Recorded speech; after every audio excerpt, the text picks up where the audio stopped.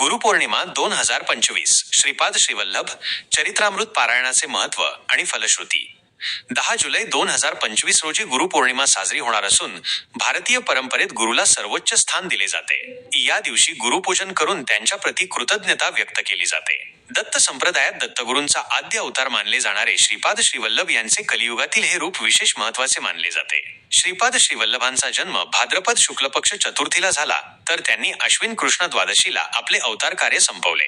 त्यांच्या चरित्राचे सार असलेला अत्यंत पवित्र आणि प्रभावी ग्रंथ म्हणजे श्रीपाद श्रीवल्लभ चरित्रामृत. गुरुपौर्णिमेनिमित्त या ग्रंथाचे पारायण करणे अत्यंत पुण्यकारक मानले जाते. श्रीपाद श्रीवल्लभ चरित्रामृत गुरुचरित्रा समान फलदायी ग्रंथ. दत्त संप्रदायात गुरुचरित्र ग्रंथाला अनन्यसाधारण महत्त्व आहे. त्याचे पठण नियम कठोर असले तरी त्याची फलश्रुती अत्यंत प्रभावी आहे. गुरुचरित्राप्रमाणेच फळ देणारा ग्रंथ म्हणून श्रीपाद श्रीवल्लभ चरित्रामृत या ग्रंथाकडे पाहिले जाते. श्रीपाद स्वामींच्या चरित्राचा थोडासा भाग गुरुचरित्रात असला तरी त्यांचे संपूर्ण चरित्र त्यांचे समकालीन असलेले श्री शंकर भट्ट यांनी सुमारे 700 वर्षांपूर्वी संस्कृतमध्ये लिहिले. तेव्हाच त्याचे तेलुगू भाषांतरही झाले होते. मात्र हा ग्रंथ श्रीपाद स्वामींच्या आज्ञेनुसार त्यांच्या आजोबा श्री बापन्नाचार्युलू यांच्या 33व्या पिढीत प्रकाशात आला. त्यानंतर हा ग्रंथ अनेक भाषांमध्ये उपलब्ध झाला. दत्त संप्रदायातील सत्पुरुष परमपूज्य हरिभाऊ जोशी निटुरकर यांना श्रीगुरूंच्या दिव्य अनुभवातून अनुज्ञा मिळाल्यानंतर त्यांनी श्रीपाद श्रीवल्लभ चरित्रामृत मराठी भाषेत भाषांतरित केले. श्रीपाद स्वामींच्या शुभस्पंदनांची दिव्य अनुभूती. दत्त नामस्मरणाने सकल देवतांचे स्मरण केल्याचे फळ मिळते असे मानले जाते. श्रीपाद प्रभू भक्तांची दुःखे पाहू शकत नाहीत. म्हणूनच त्यांनी या ग्रंथात सांगितले आहे की जो अनन्य भावाने शरण येईल आणि श्री गुरु शरणम दिगंबरा दिगंबरा श्रीपाद वल्लभ दिगंबरा या नावाने स्वामींना अंतर्मनाने हाक मारेल, त्याचे स्वामी रक्षण करतील. या ग्रंथातील प्रत्येक अक्षरात श्रीपाद स्वामींचे चैतन्य भरलेले असून तेथून भक्तांना शुभस्पंदनांची प्राप्ती होते. यामुळे भक्तांचे प्रारब्ध क्षीण होऊन दिव्य चैतन्याची अनुभूती येते, अशी अनेकांची श्रद्धा आहे. कणाद महर्षींच्या कणसिद्धांत सूक्ष्म परमाणूंमध्ये परिवर्तन होऊन सृष्टीची निर्मिती, ब्रह्मांड कसे तयार झाले याबाबतचा खगोलशास्त्रीय विचार या ग्रंथात सविस्तर आल्याचे म्हटले जाते. साधकांसाठी श्रीपाद श्रीवल्लभ चरित्रामृत ग्रंथ अमूल्य ठेवा.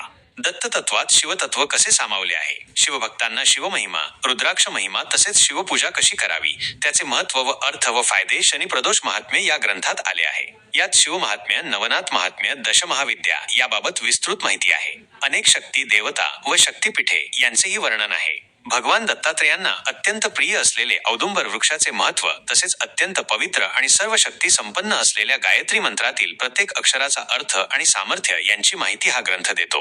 मुमुक्षु साधकांसाठी हा ग्रंथ एक अमूल्य ठेवा आहे. सायुज्य, सालोक्य, सामिप्य, स्वारूप्य या मुक्तींची माहिती, साधक व अवतारी पुरुष सद्गुरू यांच्यातील भेद तसेच साधकांच्या 7 अवस्थांचे वर्णन या ग्रंथात असल्याचे सांगितले जाते. ज्ञानाने परिपूर्ण आणि सहज समजणारा ग्रंथ. या ग्रंथ वाचनाने सर्वांना आनंद आणि समाधानाची प्राप्ती होते. हा ग्रंथ ज्ञानाने परिपूर्ण असूनही समजण्यास अजिबात क्लिष्ट वाटत नाही. हा ग्रंथ कोणीही कोठेही आणि केव्हाही वाचू शकतो. याच्या वाचनासाठी स्त्री पुरुष असा भेद नाही. आंतरिक व बाह्य शुचिता पाळून या ग्रंथाचे पठण केले तरी चालते. जिथे या ग्रंथाचे पारायण आणि श्री दत्तात्रयांचे नामस्मरण होत राहील तिथे हे श्रीपाद प्रभू सूक्ष्म रूपाने नेहमी वास्तव्य करतात, अशी मान्यता आहे. या ग्रंथात त्यांनी भक्तांना दिलेली 12 अभय वचने आहेत. सिद्धमंगल स्तोत्र तसेच श्री दत्त अनघा लक्ष्मी व्रत याबाबतही माहिती आलेली आहे. श्रीपाद स्वामींच्या सर्व लीलांचे अद्भुत वर्णन. पिठापूर ही श्रीपाद श्रीवल्लभांची जन्मभूमी तर कुरवपूर ही त्यांची कर्मभूमी मानली जाते. आपल्या अवतार कार्यात श्रीपाद श्रीवल्लभांनी अनेक लीला केल्याचे सांगितले जाते. याच सर्व लीलांचे अद्भुत वर्णन श्रीपाद श्रीवल्लभ चरित्रामृत ग्रंथात आढळते. श्रीशंकर भट्ट यांनी लिहिलेला श्रीपाद श्रीवल्लभ चरित्रामृत हा ग्रंथ काही दिवस श्रीपाद प्रभूंच्या मामांच्या घरी होता. त्यानंतर त्या संस्कृत ग्रंथाचा तेलुगू भाषेत अनुवाद करण्यात आला. तेलुगू भाषेत अनुवाद झाल्यावर मूळ संस्कृत ग्रंथ अदृश्य झाला. गंधर्वांनी तो श्रीपाद प्रभूंच्या जन्मस्थानी नेऊन जमिनीत खोलवर पुरून ठेवला, अशी मान्यता आहे.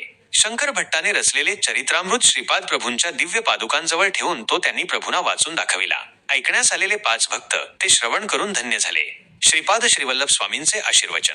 माझ्या चरित्राचे पारायण होत असलेल्या प्रत्येक स्थळी मी सूक्ष्म रूपात असतो. काया वाचा मनेन मला समर्पित असलेल्या साधकांचा मी डोळ्यात तेल घालून सांभाळ करतो. सतत माझे ध्यान करणाऱ्यांचे कर्म ते कितीही जन्मजन्मांतरीचे असले तरी मी ते भस्म करून टाकतो. माझ्या भक्तांच्या घरी महालक्ष्मी तिच्या संपूर्ण कलेने प्रकाशित असते.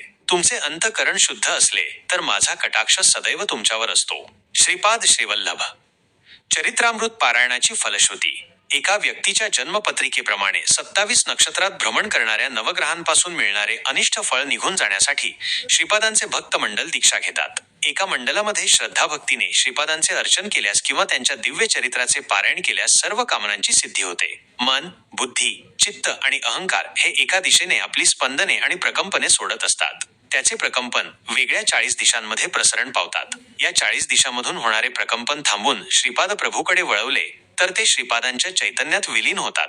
तेथे ते आवश्यक बदल घडून स्पंदनात रूपांतरित होऊन साधकाकडे पुन्हा येतात. त्यानंतर साधकाच्या धर्मानुकूल सर्व इच्छा पूर्ण होतात, अशी मान्यता असल्याचे सांगितले जाते. दत्त दिगंबरा, श्रीपाद वल्लभ दिगंबरा, नृसिंह सरस्वती दिगंबरा, श्रीपाद राजन शरणम प्रपद्ये दिगंबरा, दिगंबरा श्रीपाद वल्लभ दिगंबरा, अवधूत चिंतन श्री गुरुदेव दत्त.